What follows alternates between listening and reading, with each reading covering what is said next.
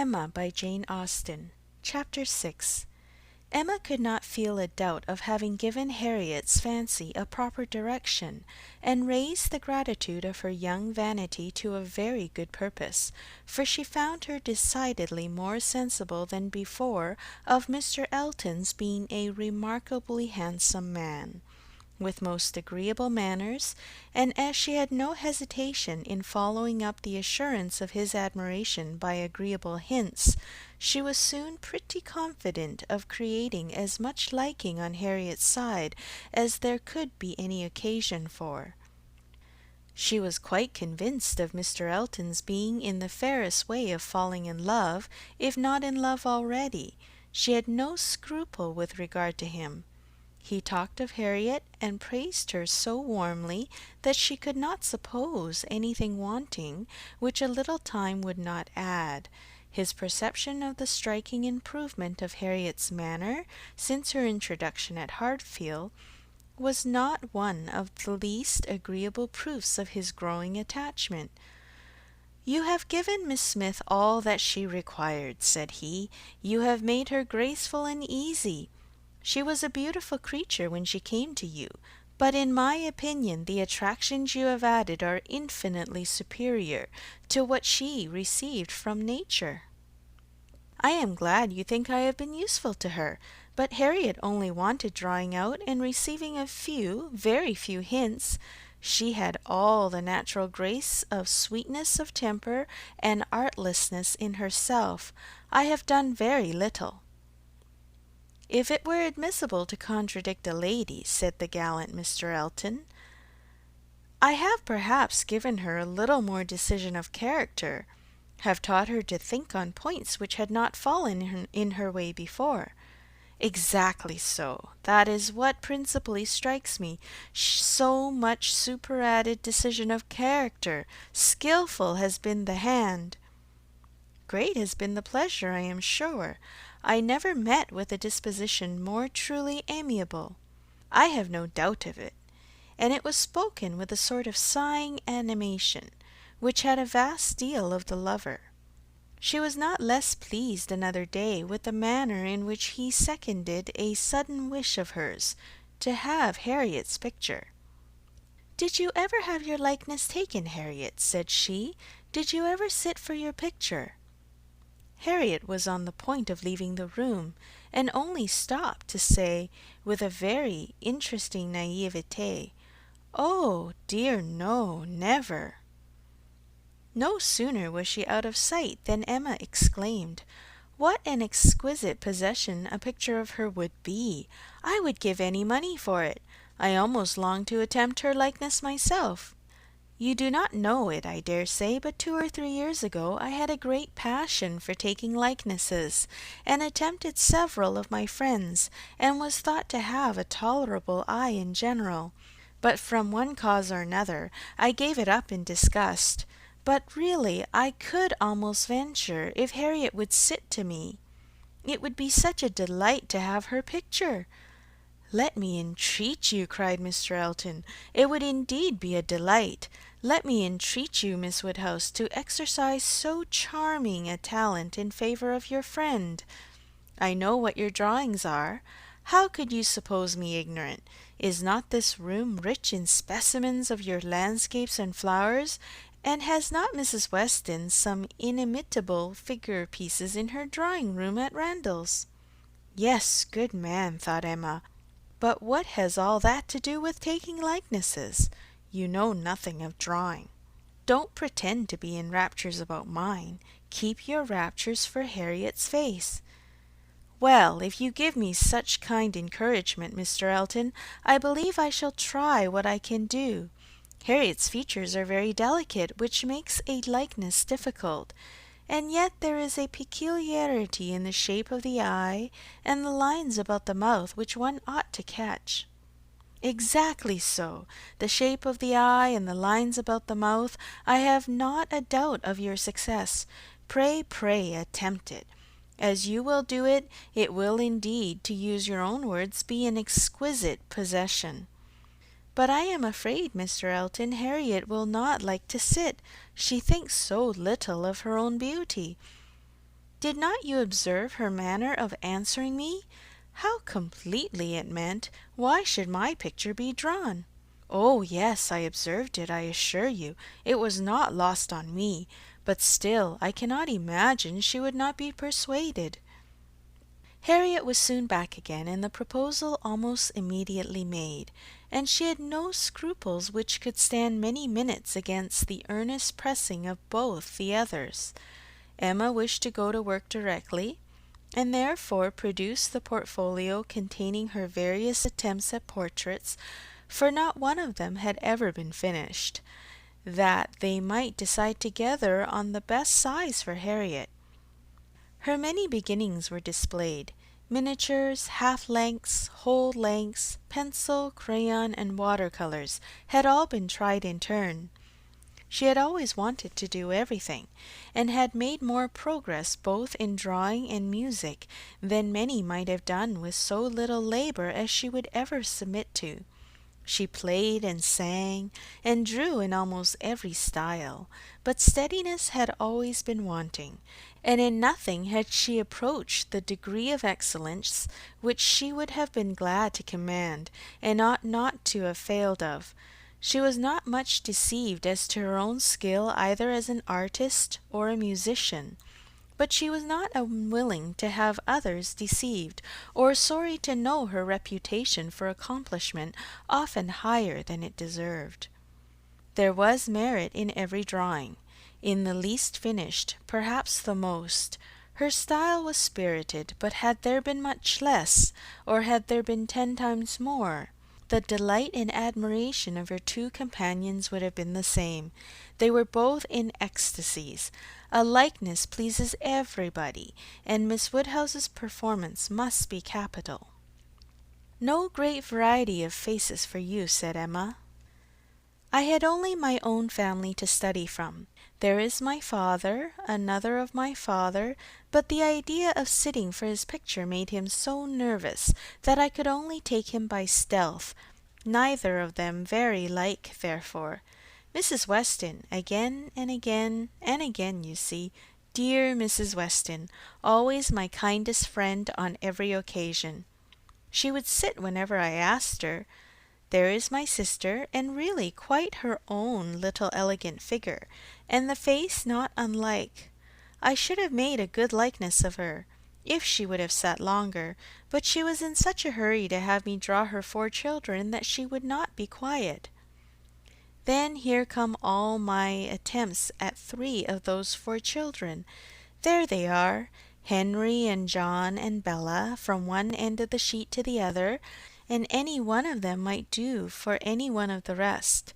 She was so eager to have them drawn that I could not refuse, but there is no making children of 3 or 4 years old stand still, you know, nor can it be very easy to take any likeness of them beyond the air and complexion, unless they are coarser featured than any of mamma's children ever were. Here is my sketch of the 4th, who was a baby. I took him as he was sleeping on the sofa, and it is as strong a likeness of his cockade as you would wish to see. He had nestled down his head most conveniently. That's very like. I am rather proud of little George. The corner of the sofa is very good. Then here is my last, enclosing a pretty sketch of a gentleman in small size, whole length. My last and my best, my brother, Mr. John Knightley. This did not want much of being finished, when I put it away in a pet, and vowed I would never take another likeness.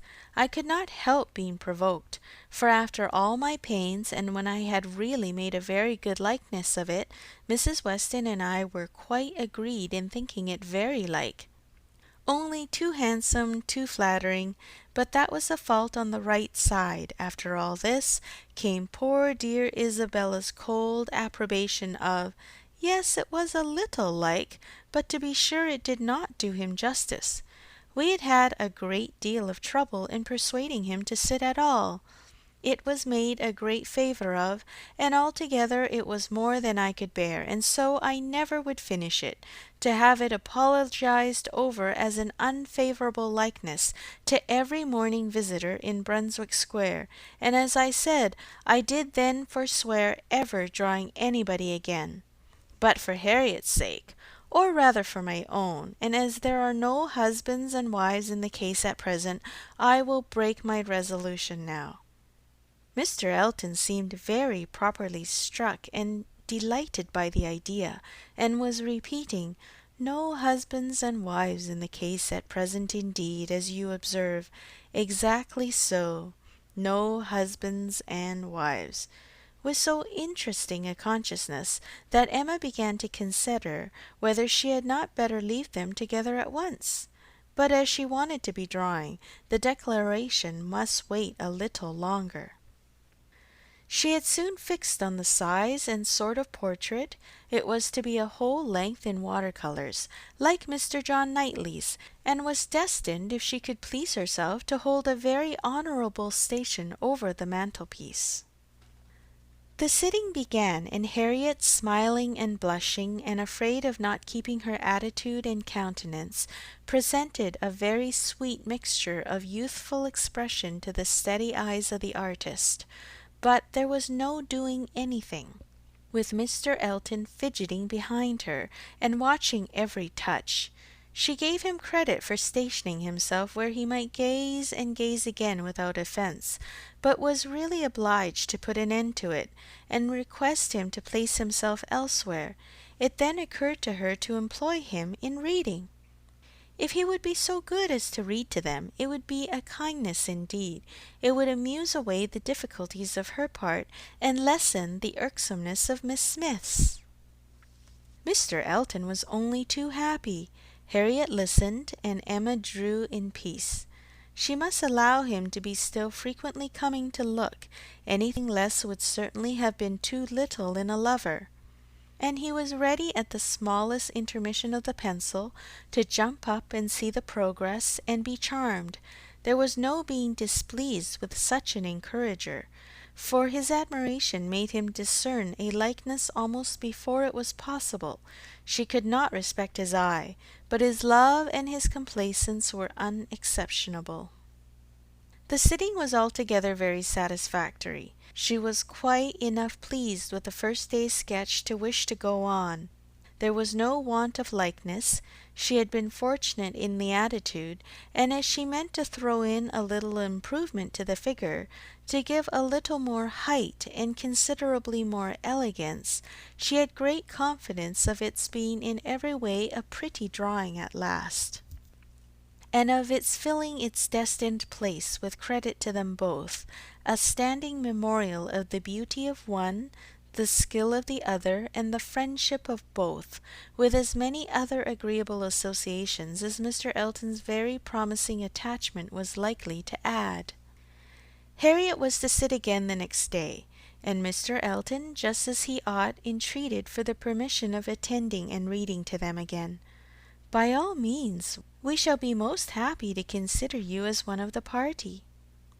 The same civilities and courtesies, the same success and satisfaction took place on the morrow, and accompanied the whole progress of the picture, which was rapid and happy. Everybody who saw it was pleased, but Mr. Elton was in continual raptures, and defended it through every criticism. "Miss Woodhouse has given her friend the only beauty she wanted," observed Mrs. Weston to him, not in the least suspecting that she was addressing a lover. "The expression of the eye is most correct, but Miss Smith has not those eyebrows and eyelashes. It is the fault of her face that she has them not." "Do you think so?" replied he. "I cannot agree with you. It appears to me a perfect resemblance in every feature. I never saw such a likeness in my life. We must allow for the effect of shades, you know." "You have made her too tall, Emma," said Mr. Knightley. Emma knew that she had, but would not own to it, and Mr. Elton warmly added, "Oh no, certainly not too tall, not in the least too tall. Consider she is sitting down, which naturally presents a different, which in short gives exactly the idea, and the proportions must be preserved, you know. Proportions, foreshortening, oh no. It gives one exactly the idea of such a height as Miss Smith's. Exactly so indeed. It is very pretty, said Mr. Woodhouse. So prettily done. Just as your drawings always are, my dear. I do not know anybody who draws as well as you do. The only thing I do not thoroughly like is that she seems to be sitting out of doors, with only a little shawl over her shoulders, and it makes one think she must catch cold. But, dear papa, it is supposed to be a summer day, a warm day in summer. Look at the tree. But it is never safe to go sit outdoors, my dear. You, sir, may say anything, cried Mr. Elton, but I must confess that I regard it as a most happy thought. The placing of Miss Smith out of doors, and the tree is touched with such inimitable spirit. Any other situation would have been much less in character. The naivete of Miss Smith's manners, and altogether, oh, it is most admirable. I cannot keep my eyes from it. I never saw such a likeness. The next thing wanted was to get the picture framed, and here were a few difficulties. It must be done directly. It must be done in London. The order must go through the hands of some intelligent person whose taste could be depended on, and Isabella, the usual doer of all commissions, could not be applied to, because it was December, and Mr. Woodhouse could not bear the idea of her stirring out of her house in the fogs of December. But no sooner was the distress known to Mr. Elton than it was removed. His gallantry was always on high alert. Might he be trusted with a commission? What infinite pleasure should he have in executing it? He could ride to London at any time. It was impossible to say how much he should be gratified by being employed on such an errand. He was too good. She could not endure the thought. She would not give him such a troublesome office for the world. Brought on the desired repetition of entreaties and insurances, and a very few minutes settled the business. Mr. Elton was to take the drawing to London, choose the frame, and give the directions, and Emma thought she could so pack it as to ensure its safety, without much incommoding him, while he seemed mostly fearful of not being incommoded enough. "What a precious deposit!" said he with a tender sigh, as he received it. "This man is almost too gallant to be in love," thought Emma. "I should say so, but that I suppose there may be 100 different ways of being in love. He is an excellent young man, and will suit Harriet exactly. It will be an exactly so, as he says himself, but he does sigh and languish and study for compliments rather more than I could endure as a principal. I come in for a pretty good share as a second, but it is his gratitude on Harriet's account." End of chapter 6.